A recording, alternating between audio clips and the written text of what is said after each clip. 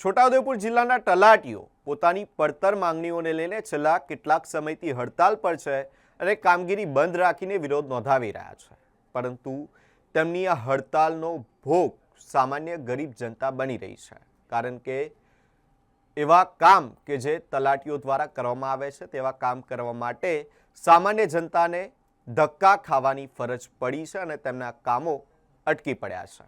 છોટાઉદેપુર જિલ્લામાં તલાટી ક્રમ મંત્રીઓની હડતાલનો સીધો પ્રભાવ હવે સામાન્ય અને ગરીબ આદિવાસી જનતા પર જોવા મળી રહ્યો છે। લાંબા સમયથી પડતર રહેલા જોબ ચાર્ટ વધારાની કામગીરી અને અન્ય પ્રશ્નોને લઈને તલાટીઓએ મહેસૂલી કામગીરી બંધ રાખી સરકાર સામે વિરોધ નોંધાવ્યો છે।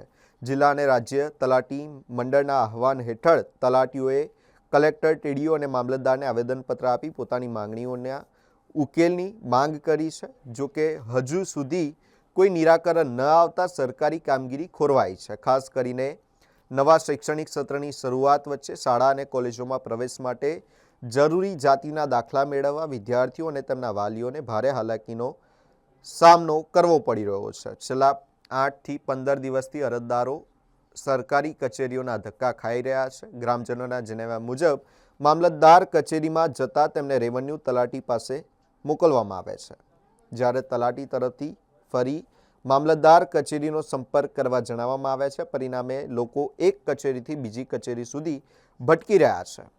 મીઠી બોર જેવા અંતરિયાળ ગામના લોકોને માત્ર એક અરજી માટે 55 કિલોમીટરનું અંતર કાપવું પડે છે।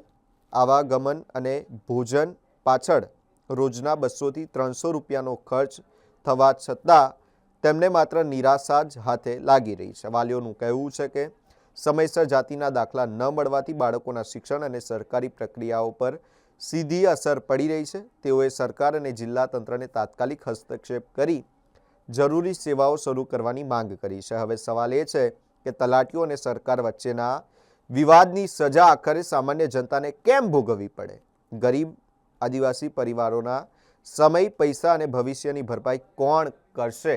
મેં મામલતદાર ઓફિસમાં ગયા હતા ત્યારે અમે 15 દિવસથી ધક્કા ખાઈ, તમે અત્યારે કોઈ મામલતદાર પાસે નથી, મિટિંગમાં ગયા એવું કંઈ બોલે છે તો અમારે કોની પાસે જવું? અમારે એટલે શાના માટે આવ્યા હતા તમે? અમે જાતિના દાખલા માટે છોકરાના નવોદયની ફોર્મ ચાલુ છે એના માટે દાખલા તાત્કાલિક ધોરણે મળે એના માટે અમે આવ્યા છીએ। કઈથી આવો છો? મીઠી બોર। શું નામ છે? રાઠવા જગદીશભાઈ ધનસુખભાઈ। તમારી માંગ શું છે? અમારી માંગ છે તાત્કાલિક અમારા છોકરાને જાતિના દાખલા મળી જાય એ અમારી માંગ છે। અમે મીઠી બોર ગ્રુપ ગ્રામ પંચાયતમાંથી અંદાજિત 20 થી 25 લોકો બાળકોના જાતિના દાખલા બાબતે મામલતદાર શ્રી છોટાઉદેપુર ઓફિસમાં આવ્યા, પરંતુ આ છોકરાની નવોદયની ફોર્મ પણ ભરવાના તારીખ 31/7/2024ના રોજ પૂર્ણ થાય છે ને આ લોકો એમ કહે છે કે ડીડીઓમાં જો, ડીડીઓમાંથી એમ કહે છે કે તાલુકા પંચાયતમાં જો, તાલુકા પંચાયતવાળા કહે કે મામલતદારને મળો, તો કોઈ અમને જવાબ નહીં આપતા ને એવા ફોર્મો લઈને અમે ફરતા ફરીએ છીએ।